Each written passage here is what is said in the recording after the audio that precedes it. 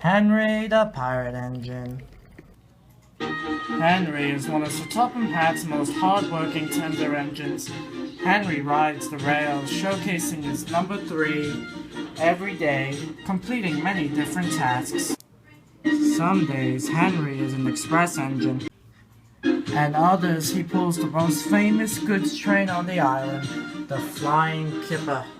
After back-to-back hours of work, Henry relaxes at his forest. The green surrounding gives off a very peaceful vibe, which Henry enjoys, and all the forest animals that scurry around give him a very warm and fuzzy feeling. Today, Henry was picking up some workmen from his forest. They had just finished chopping down a tree which had been badly damaged during a lightning storm. Neil chuffed in. "Hello, Henry. Just passing through." Nice to see you, Neil. You rarely get to spend time anywhere on Sodor except for the diamond mines. Indeed. Say, what's going on with that big old tree over there?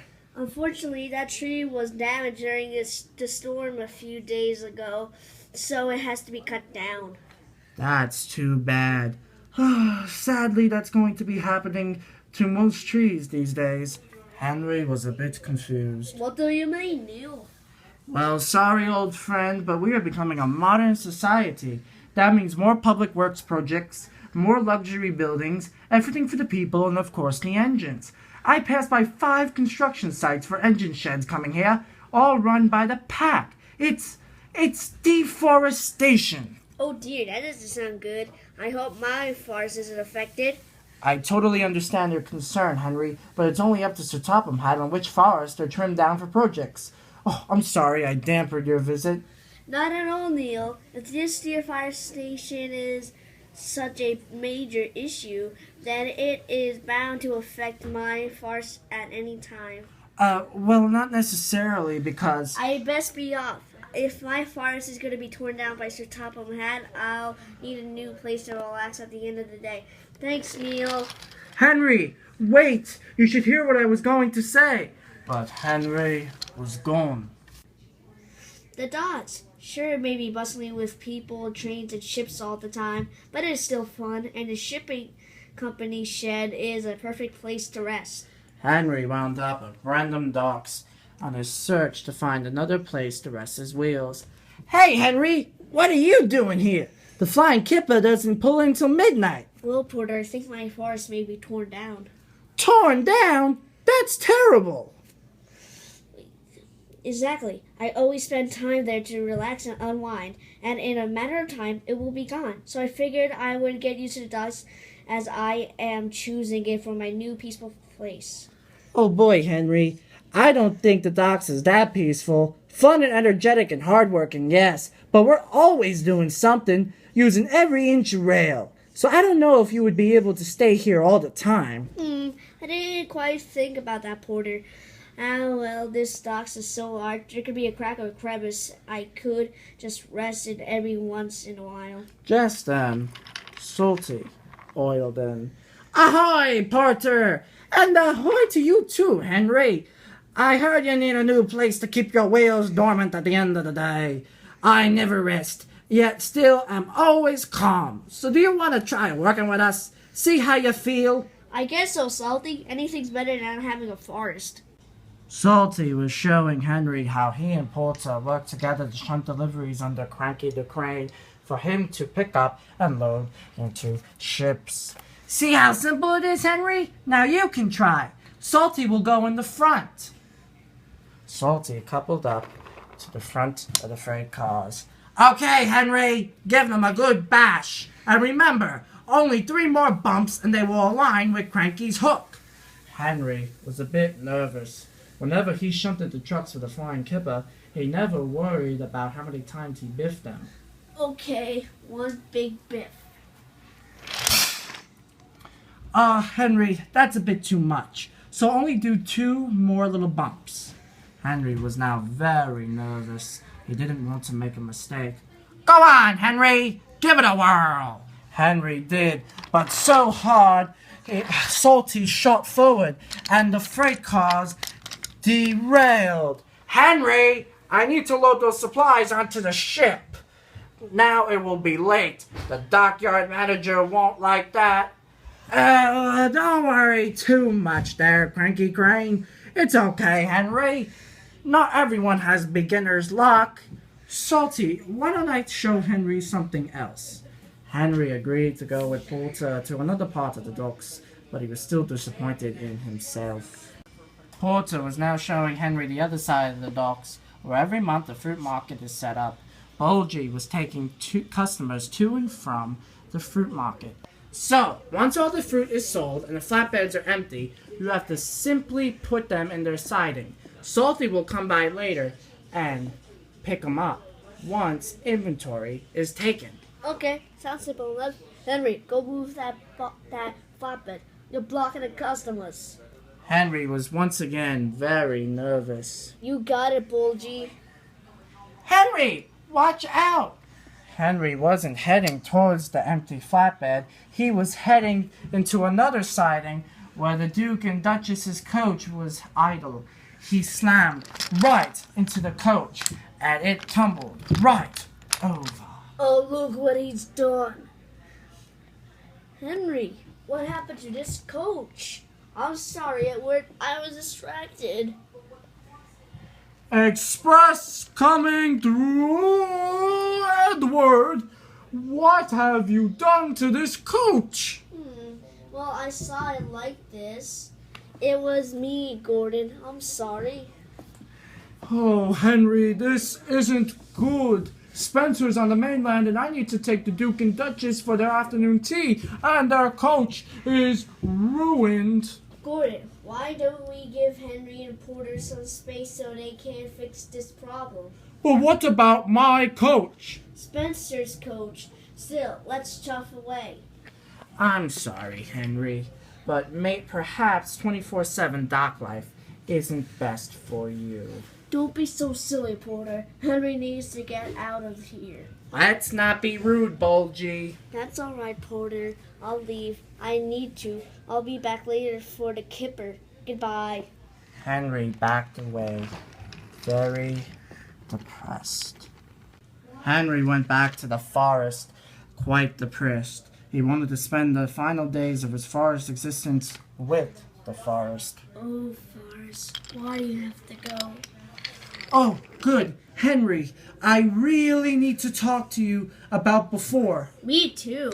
I've been having the worst of days. No luck at Brandon for me. I ruined Cranky loading supplies onto a ship, and I ruined the Duke and Duchess's special coach for the afternoon tea. Henry, you never had to leave. I was going to explain. Oh dear, it's almost time for me to load the flying kippa. I should get a head start. Henry, please, listen to me. This is important. But Henry was already off. Oh dear, look what I've started. Salty, Porter, I would like to start loading the flying kippa. I know how to do that right. Hello? Hello? To Henry, it seemed like Brendan was abandoned. Cranky, where are Salty and Porter? Probably cleaning up your messes. Henry noticed a lone freight car slightly off the rails underneath Cranky's hook. Now's my chance, he thought. Henry wanted to finally impress everyone at the docks, so instead of telling Cranky about the lone freight car, he went right towards it. Coming down!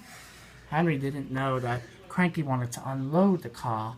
As soon as Henry went underneath, his hook coupled onto him. This boxcar seems so heavy. That's unusual.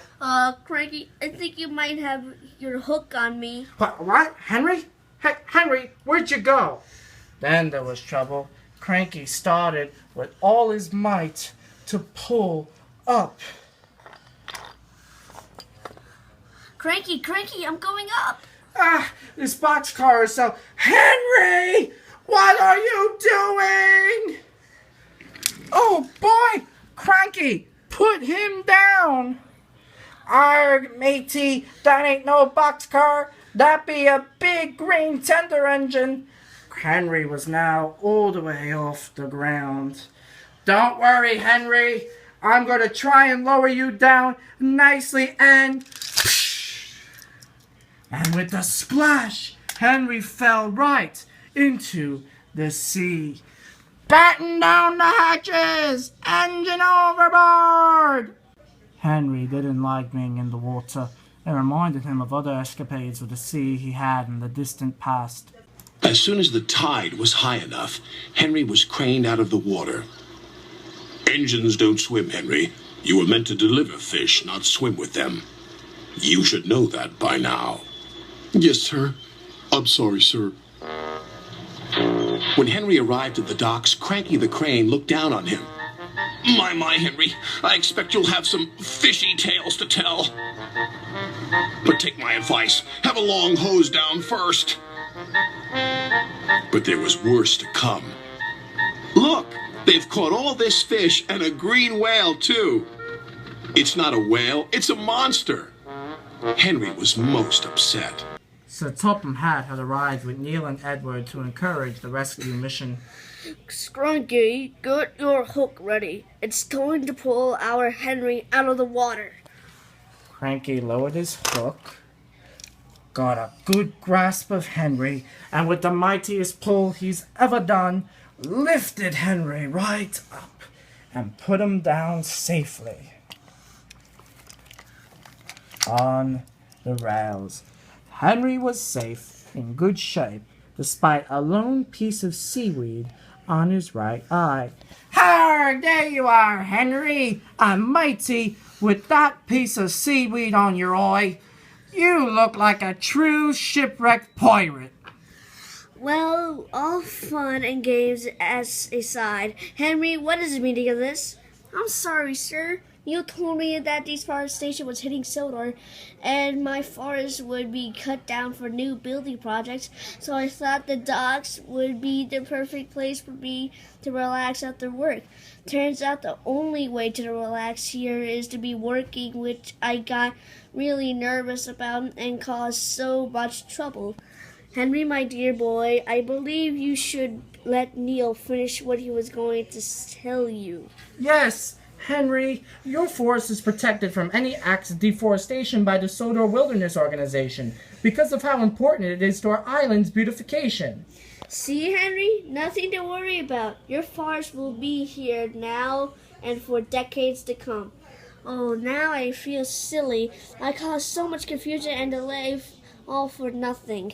At least this incident has taught you the importance of listening to your friends completely before making decisions. And in all honesty, Henry, these little mistakes, if you want to call them that, help Porter and I keep us on our wheels. And completing fixer-uppers is always great fun. I agree, boss. Now that the tide has settled, Edward and Neil, would you so kindly take Henry to the steamworks for some minor repairs? On it! Salty and Porter, excellent work today. Keep it up. The compliments, much appreciated, Captain. And as for you, Cranky, I don't like seeing my engines get thrown into the sea with your big hook. Because of your crankiness once again today and not being able to cooperate, you will not be able to use your hook this weekend. I will be assigning other cranes here to load and unload. Cranky was in a way embarrassed, but at least for him, it would mean a couple of days of rest. Edward, Neil, and Henry were heading to the steamworks. Thank you both for being so kind. Of course. I feel like I've caused this mess by even mentioning deforestation. Never mind that, Neil. I love your appreciation for the forest of Sodor. Luckily, Sir Topham Hatt has told me that deforestation will not be an issue on this railway. All thanks to our wonderful forest protector, Henry. Henry felt very proud, but uncomfortable. The seaweed was still in his eye, and he was getting chilly from his wet wheels. Don't worry, Henry. The steamworks is coming up. Henry, you will be dry any moment now. That woolly blanket sucks up water in minutes. Thank you so much, Victor. I was getting so cold. Why, if it isn't the sailors of Sodor. Thanks for the cute introduction, Edward. Porter and I have a little gift for Sodor's first pirate engine. Henry wasn't even thinking about the piece of wet seaweed still stuck on his eye. Why, it's a little pirate hat. How thoughtful and funny of you two. Porter's been saving it up for a special occasion. And this indeed is a special occasion. Now Henry truly looks like a pirate. Arrgh! Ho! Wobbling wheels and whistles. What was that? Everyone had forgotten poor Gordon in the back, who was at the steamworks so that the special coach could be repaired. They all looked at him. Puh! I'm not scared. Give me all your gold coins, Captain. Oh, the indignity. Ah, ha, ha, ha, ha. The end. And What an amazing adventure, mateys!